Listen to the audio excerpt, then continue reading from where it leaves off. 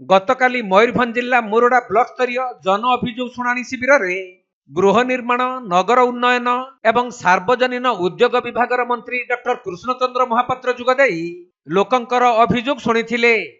आज बारिपदा पौरपालिका कार्यालय रे आयोजित होइथिबा जन अभियोग शुणाणी शिविर में मंत्री जोगदे लोकंकर अभियोग शुणिछंती। तबे मंत्री सीधा सड़क लोकंकर अभियोग शुणिबे बोली जानिबा परे शह शह लोक माने निज निजर अभियोग नहीं आसीथिले। मो पुओ को मारी देइचंती, मर्डर कर देइचंती, ता सांगो माने मार देइचंती। मत जाई के पहुंचला को ता मृत शरीर बसिंगा डाक्तरखाना रे अछि। एनएच रो उठे नै जाइतन मो बिना परमिशन ले केमति नेले पुणी बिना परमिशन ले से माने ये कले अरेस्ट करथिले। जो मानका को मु तो एफआईआर दे नथली, अरेस्ट करथिले ठीक रे तदंत न करी कि से मानका को छाड़ी देइचंती। अच्छा तू देखुछ अनेक थरो आपण विभिन्न जगह रे जाई कि ग्रीवेंस को जाउ समस्त सब ठीक गुहारी करछि। सब जगह रे को जगह रे मत सुनु नांती के मोर पैसा बळ नाही, मोर लुक बळ भी नाही। मंत्री के पास मंत्री कोन पाइला? मंत्री कहले हम पुलिस को देले तदंत करबा पई। कोन लागु छी आपण मिलियो? मु न पाइबा जाई मु तांको संगे भी विश्वास नाही। मु सब आडू हरासमेंट हिच मु मंत्री को केमति विश्वास करबी? एसपी पाखु जाईची, थाना जाईची, सब आडे जाईकी कहिची, केही मो कथा सुनी नांती। आ मंत्री कतरो जतबे जे न पाइची निया मु भी विश्वास नाही मोर। नमस्कार दर्शक बंधु, मु बर्तमान अच्छी बारिपदार म्युनिसिपालिटी रे।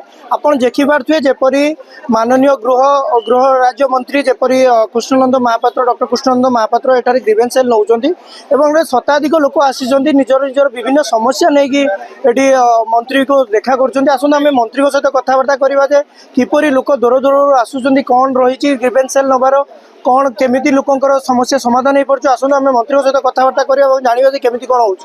निश्चित भाव में साधारण जनता बहुत दुख कष्ट अच्छी से साधारणतः कौन मंत्री पाखे पहुंची पारना कि मुख्यमंत्री पाखे पहुंची पारना। आमर लोकप्रिय मुख्यमंत्री नुआ मुख्यमंत्री है ग्रीवेंस सेल खोलते कि पाखे भुवनेश्वर सब पहुंचा संभव हो पारना। तेणु आम अनुभव कलु ग्राउंड लेवल में लोक समस्या को शुणा आपण निजे अनुभव कर भाव में कौ स्थित लोक अच्छा।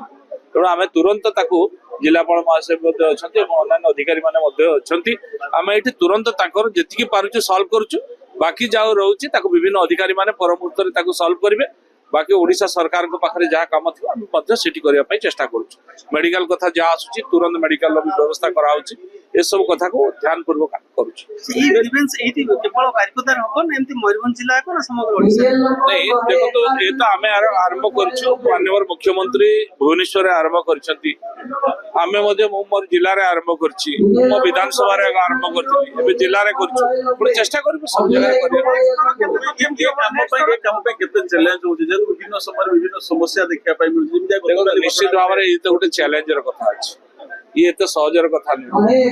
हैंगओवर एपर्यंत जाइए जोटा काली आपण माने अनुभव करथिबे लोक समस्या भितर अछंती कहला पर मध्ये जदी हबो नाही ताले कोन हबो? आमे तो लोकन को पाई ना, जनता को पाई आमे चाकरिया भी सब जनता को पाई। तांको सेवा रे जदी अवहेला हबो निश्चित भाव में तो क्रोधित होबाक पड़िबो। भाई ग्रीवेंस सेल रेगुलर होबो ना? आमे चेष्टा करूछु करबा पाई, कारण आपण माने देखुथिबे सरकार हैला परे माननीय मुख्यमंत्री रेगुलर करूछंती। तापरे आमे मध्य करियो चेष्टा करूछु। मोर जिल्ला रे मध्य करियो चेष्टा करूछु। आम जिलावासी सबुठु अधिक हमको भरोसा करी कि 9 विधायक हमको जिते की पठेइछंती, 2 मंत्री आमे हेइछु। तो आमर तो दायित्व आमर तो कर्तव्य अछि साधारण लोकंकर कथा बुझिबा। डेवलपमेंट पार्ट गुटे डेवलपमेंट कथा करबा से तो गुटे पार्ट, तो साधारण लोकटार कथा बुझिबा भी मध्य आमर दायित्व। तेणु आमे निष्ठार सहित तळे लोकंकर कथा बुझिबा पय चेष्टा करू। समस्त मो अभिनंदन शुभेच्छा जणाउछि। आज एक्चुअली आमे ए प्रकार जनशुणानी करिवार माने रहउछि जे आमे तलस्तर पर्यंत जो समस्या रही एवं विकसित बारिपदा, समृद्ध बारिपदा एवं नूतन बारिपदा कारण सब ग्रीवेंस काली 612टा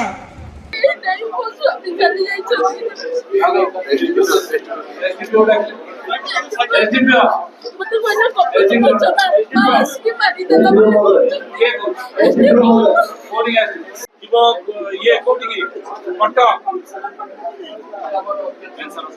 ଆଚ୍ଛା ହେଲା ସେଇଠିକି ଯାଇକି ଦେଖେଇକି ଆସିବ ସେଠି ପହଞ୍ଚିଲା ପରେ ଯାହା ଦରକାର ପୁଣି ଆମକୁ କହିଲେ ଆମେ ସବୁ ବ୍ୟବସ୍ଥା କରିଦେବା